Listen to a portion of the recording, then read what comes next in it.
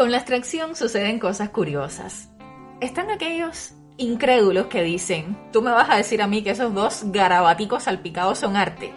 O los que la menosprecian y de manera muy autosuficiente te dicen, ese cualquiera lo hace, hasta yo. Bueno, yo no estaría tan segura, ¿eh? También están aquellos que reconocen, yo sé que la abstracción es un lenguaje artístico, pero no lo entiendo, no logro descifrarlo. Y por supuesto, esas personas tienden a rechazarlo.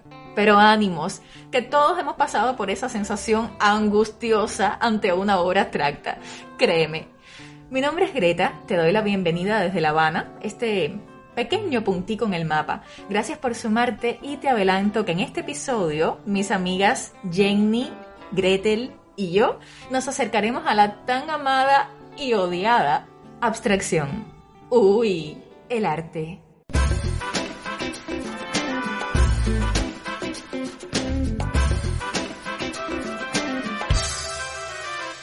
Hola, bienvenidas. Buenas. Hola a todos. Bueno, yo quisiera para comenzar que me definan con una palabra que es para ustedes la abstracción. Empiezo creativa. Jenny. Sin dudas, emoción. Uy. Gretel. Yo diría que es síntesis. Bueno, y la que pregunta también responde. A ver.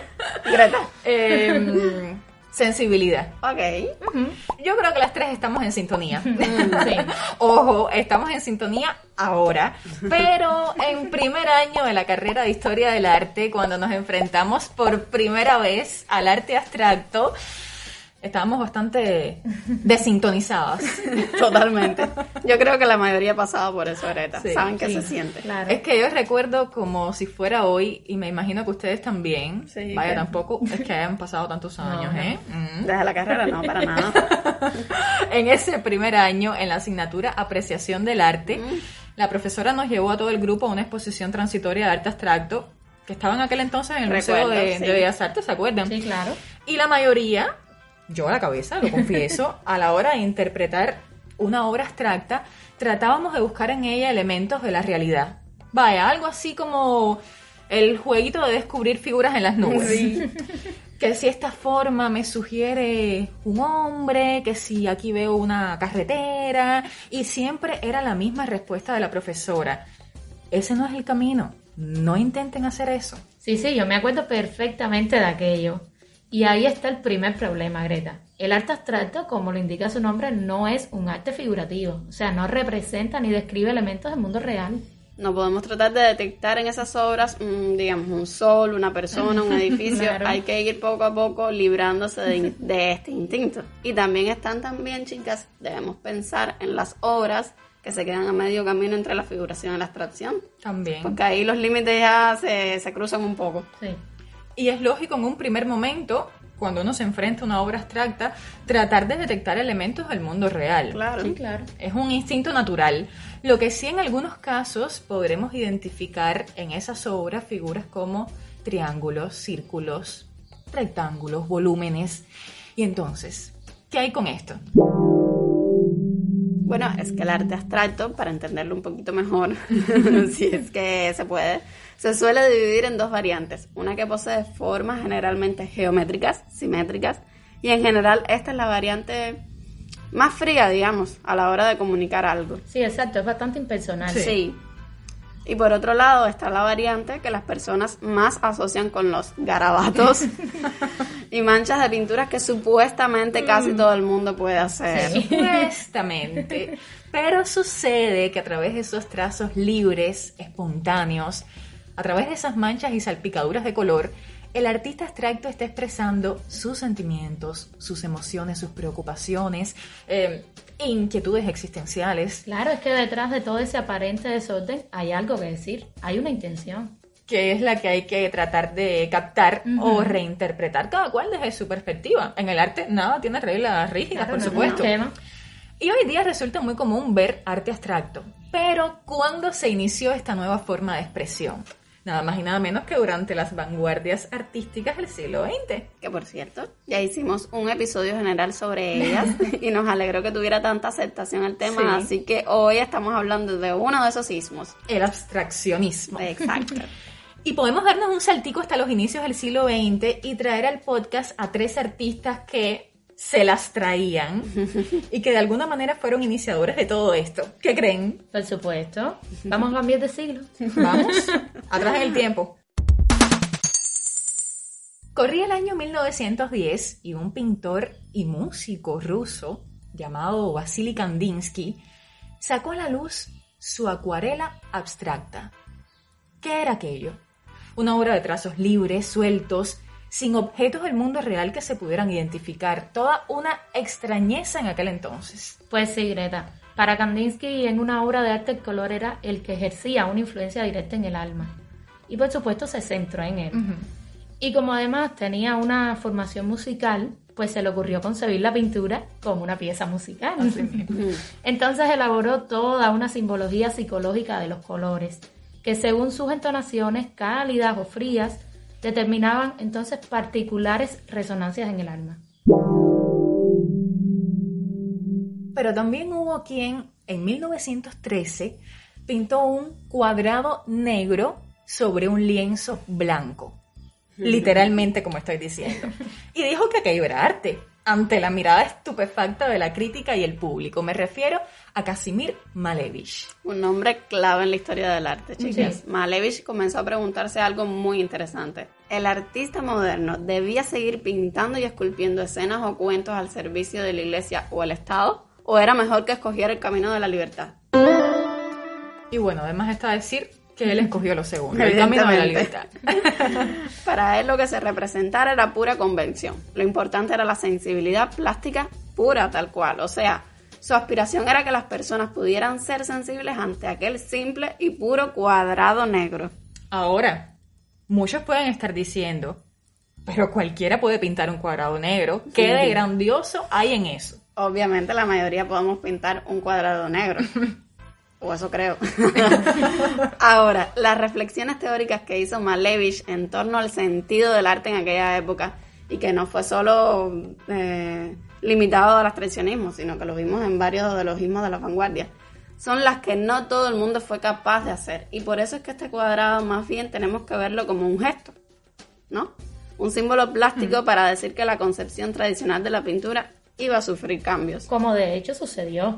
Por supuesto. Y si ahora a muchos les parece raro el cuadrado negro de Malevich, imagínense a principios del siglo XX. Así mismo.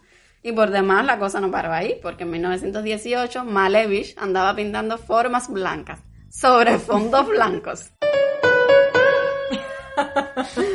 Por cierto, también era ruso Malevich, al igual que Kandinsky. Rusia fue una de las pioneras en el arte abstracto. También recordemos que allí hubo un intento de revolución desde 1905, comenzando el siglo. Sí, bien tempranito. Los intelectuales suelen estar muy involucrados en todos estos procesos de intentos de cambios sociales, y esos fracasos muchas veces se ven reflejados en sus obras. Bueno, lo decíamos en el episodio de las vanguardias. Los artistas tratan de romper con el arte que existía hasta el momento, porque significaba también romper con una realidad con la que no estaban de acuerdo. Y de todos los ismos, el abstraccionismo fue el que llevó ese cambio a su máxima expresión. Y ya que estamos en el siglo XX y hablando de abstracción, no podemos dejar de mencionar al neerlandés Piet Mondrian, que llegó al punto de no querer nada de individualismos en el arte. ¿Qué va? Descartado eso, sino crear un lenguaje universal, o sea, que fuera entendido por cualquier persona más allá de barreras idiomáticas, geográficas, credos. La pregunta es, ¿lo logró? Bueno, lograrlo puede decirse que sí, que lo logró, pero hay que ver a qué costo. Hay que decir que Mondrian llegó a la abstracción de una manera, digamos, gradual, o sea, hizo una serie de cuadros que tienen como tema un árbol. Entonces, ese árbol fue atravesando por diferentes etapas: naturalista, Art Nouveau, Fauve, cubismo y hasta volverse abstracto. Es muy interesante esa metamorfosis del árbol de Mondrian. Sí. Lo fue despojando de todas sus individualidades, sus particularidades, hasta reducirlo a su esqueleto, o hacerlo desaparecer. La digamos. Síntesis, porque como ella les decía. Ajá. Gretel lo decía, la síntesis. ¿Qué decías, Jenny? Sí, porque para estos artistas la cosa tenía una envoltura exterior, ¿no? Una esencia. Y era esto último lo que les interesaba representar, la esencia. Ajá. Y después de todo esto, Mondrian creó reglas sumamente rígidas para la pintura, al punto de que solo podría usar colores puros y líneas rectas que se cortaran en ángulos rectos en sus obras. Nada de ángulos agudos, nada de líneas curvas, Nada. prohibidos. Que va, prohibido. Porque supuestamente todo eso expresaba los sentimientos individuales del artista. Y ese no era su objetivo.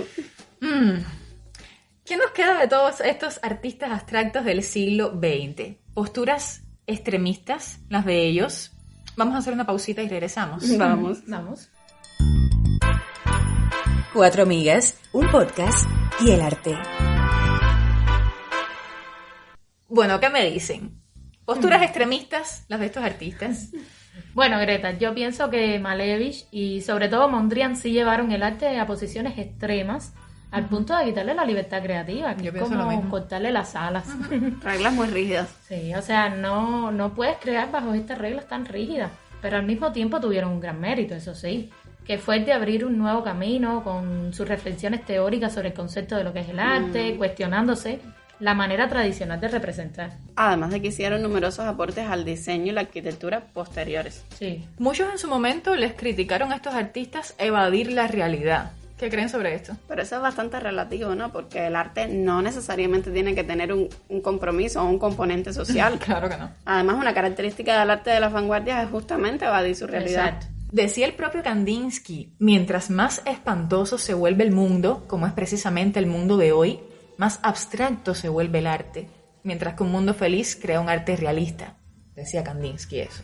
Sí, así que la abstracción viene siendo un lenguaje expresivo que, en efecto, busca la mayoría de las veces la inspiración más bien en el mundo interior de los artistas y no en el exterior. Es lo que yo decía, la emoción. Y ese sentido perduró en este tipo de arte. En los años 40, ahí estaba el famosísimo y polémico norteamericano Jackson Pollock con sus pinturas que las empezó a nombrar con números. Y al principio lo llamaban Jackie the Dripper. Jackie el chorreador, porque hacía sus obras a través del dripping, que es el chorreado. Ajá. O sea, Pollock extendía sus lienzos en el suelo y dejándose llevar libremente por sus experiencias vitales, por su subconsciente, el azar del instante, pues buscaba la pintura con instrumentos nada convencionales, como sabemos. Escobas, paletas, cubos, Brochas gruesas, de en todo. fin. Por lo tanto, como él decía, el resultado final era un reflejo de su propia personalidad, pero más oculta, esa personalidad recóndita. Claro, porque nada se había hecho de forma preconcebida. No, para nada. Y la abstracción es un lenguaje que sin dudas perdura hasta nuestros días. Sí.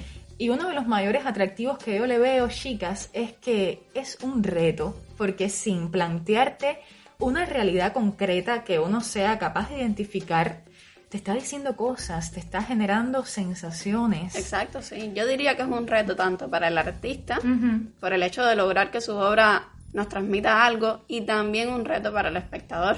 Hablando de eso, y ya finalizando, consejos para enfrentarnos a una obra abstracta. ¿Qué Bueno, podemos yo voy a decir? dar mi opinión. Yo diría que primeramente hay que como que perderle el miedo. Sí. Hay que quitarse ese prejuicio de que no entendemos el arte abstracto. Y luego intentar dialogar con la obra. Mirarla a los ojos, vaya. Face to face.